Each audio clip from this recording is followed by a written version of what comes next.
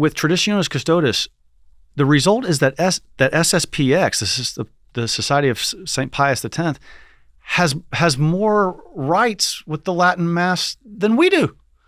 I mean, it's kind of an irony in the sense of somebody was at one time schismatic, I suspect. They're brought back in, the excommunications are lifted. But this is a trap to just like send people over to the SSPX, which they have some problems. I mean, they're irregular, I guess is the word. Yeah. But they have the right, under Pope Francis, they had the right to do the Latin Mass and to celebrate the sacraments, and yet we don't. Well, no, this is a real problem. It is a problem, and it's a problem of logical inconsistency. I mean, it's like you're being rewarded for being bad.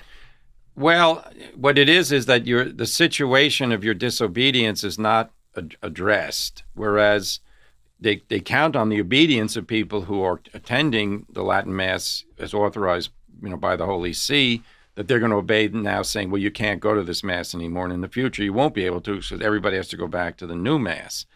It's logically inconsistent. Yeah. And I agree, and I approve of efforts to try and resolve the canonical irregularity of the Society of Pius X, because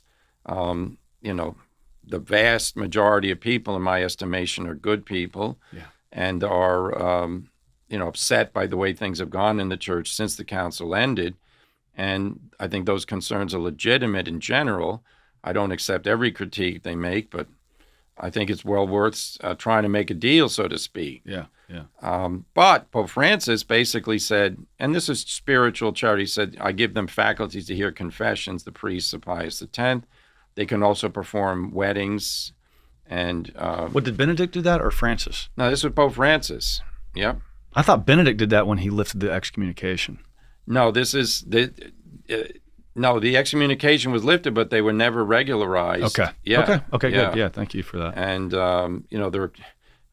they don't operate under the canonical regulation of the Holy See or the local diocese the way the Fraternity of St. Peter and the Institute of Christ the King do. And then on the other hand, they cooperate. Pius X cooperates with the Holy See in cases of trying to have priests dismissed because of canonical crimes. They send those cases to the Doctrine of the Faith. They're allowed to celebrate Mass by some churches. Even the Holy See invited them on holier pilgrimage to enter St. Peter's as a group. Huh. They celebrate Mass in the Lord's Shrine. So there's a lot of contradictions going on. Oh, it's totally contradictory. Yeah. So they're here. This is very important, and I haven't talked to anybody about this on the podcast, and this was not in my notes, but you wrote about them, so you know something about it. We have a chapel here, SSPX, in this diocese. Yes. And as the restrictions on the Latin Mass have occurred, it's that people are flocking there. And lay people, they have a lot of differences of opinion about whether that's legitimate or not, whether they can go to that and does that fulfill their Sunday obligation, etc.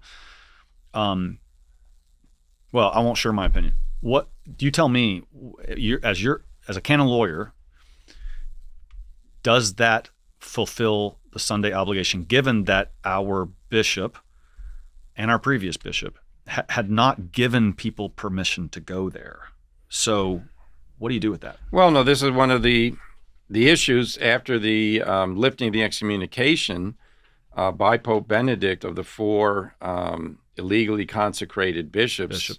The expectation was that there would be a canonical regularization of all the priests, and because they were operating outside of canonical supervision by the Holy See. That never came about because there was a discussion between the Holy See and representatives of Society of Pius X regarding theological issues, because the Pius X Society always maintains our issue is not obedience, our issue is theological errors in the Second Vatican Council. And the Holy See, and they discussed it for quite a while. They never came to an agreement. I say it'd be worth restarting those things.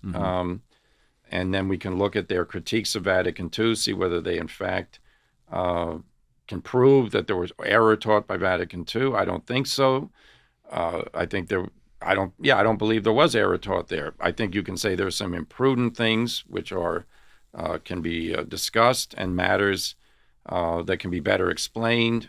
But anyway, we'll leave it at that. Watering things down is not necessarily doctrinal error. Something I was told a long time ago, it's like infallibility doesn't mean always right. It means never wrong. Infallibility means that Pope will not teach anything erroneous. Like, that's what I'm saying. Sure. And so I think you can look at doesn't mean he'll be the greatest teacher. Exactly. Or that the document will be stated in the best possible fashion. Exactly. And I think that they kind of probably confused that. They probably no, I mean, they have some serious critiques, and, I won't go into them now because I'd need to refresh my mind on some of them, particularly on religious liberty is one of the big things. Yeah. But that's an area of intersection between prudence and teaching. All right. So short answer though. Yes. Can a person in the Charlotte diocese, when the bishop has not given permission for the SSPX chapel to be present here, can we go to that? I don't recommend going to that chapel, but it does fulfill your obligation, strictly speaking, because it's a Catholic Mass.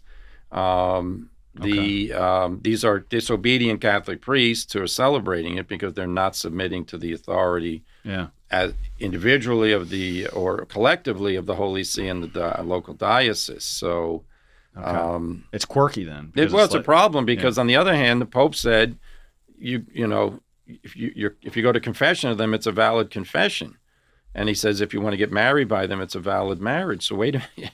If you can do one, if you can do the lesser, you should be able to do the greater. Yeah. If I'm going to, the purpose of confession, one of them is so that you'll be in a state of grace for receiving communion. So if it would be something to say, well, you can, the priest is hearing confessions before Mass at the chapel. You can get a valid absolution there, but you shouldn't go to the Mass.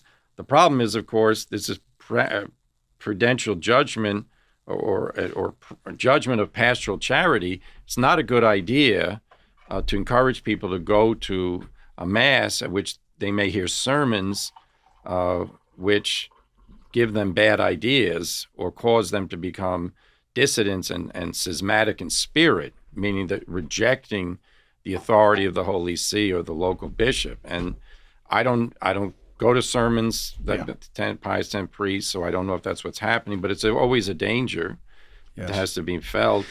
So if a Benedictine order wanted to move into our diocese and just set up a new monastery, they'd have to get the bishop's approval, right? Well, yeah. I mean, that's the question is, yes.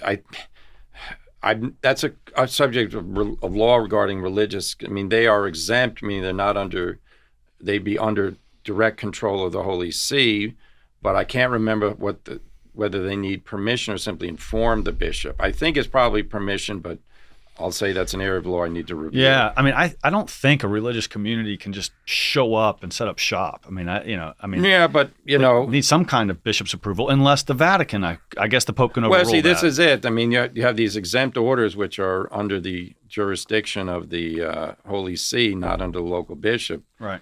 But typically, the way it was the other way around. The bishop invites the Benedictines to come in. They don't just go and barge in. Right.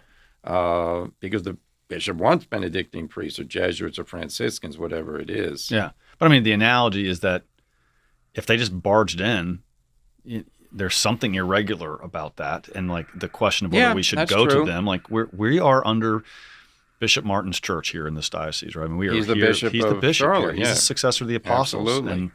And so that has to be respected. And so anyway, I just kind of wanted to say that. The Bishop Bruskowitz of Lincoln issued a decree forbidding people to go to the Pius X chapel in his diocese. Mm-hmm. A chapel run by the Pius X priests. Yeah.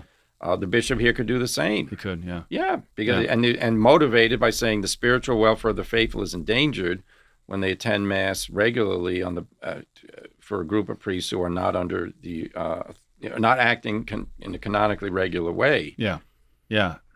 Well, I think it's a slippery slope because we have to remain Catholic. We cannot allow a Protestant mindset to slip in to where we just don't need bishops. Which, by the way, that Protestant mindset we'll get to when we start talking about synodality. But we're not there yet.